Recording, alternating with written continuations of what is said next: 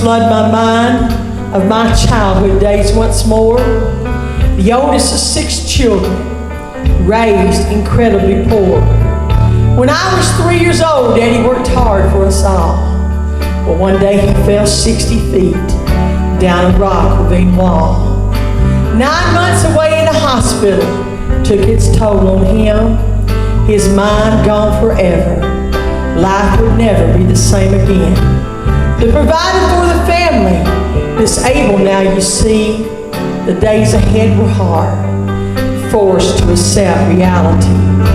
Mom was tough and full of courage, but she felt somehow we'd get by with a small welfare payment that kept a roof above us.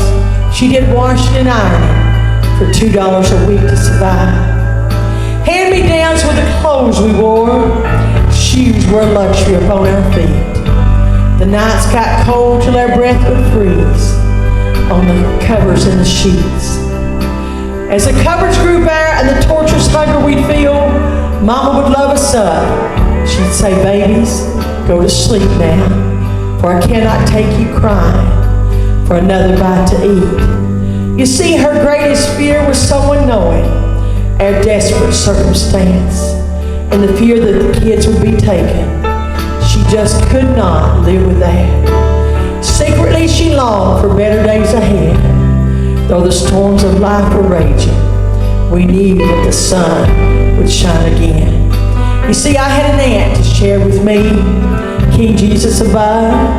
She told me all about His mercy and His redeeming love.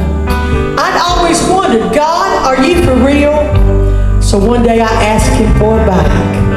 To a little girl, that would have been such a thrill. But God declined to grant a little girl's dream. Though disappointed and angry, I just wanted to scream. But as time moved on once more, I hope that He'd hear me as I called upon His name. Well, I can remember as if it were yesterday. I said, Lord Jesus, if you hear me, send us some food to eat, I pray. It is so hard to sleep tonight. The hunger just won't go away.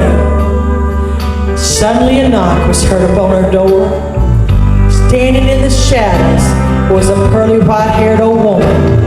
She was carrying a brown paper bag. Her shoulders slightly bent with a hunch upon her back. She wore this long dress and apron, plain and simple as could be. But as I looked upon her, she looked just like an angel to me. She said, ma'am, I baked a pan full of biscuits here. Now we just can't let it go to waste. Do you think maybe your children might eat them? I know I could hardly wait for a taste.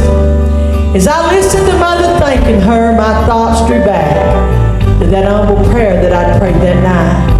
You see, folks, God had heard me cry, and He'd answered me with a pan full of biscuits, seasoned with His love, another gift from above. Church, it is written in Matthew 21:22, in all things whatsoever ye shall ask in prayer, believing, ye shall receive. God bless you.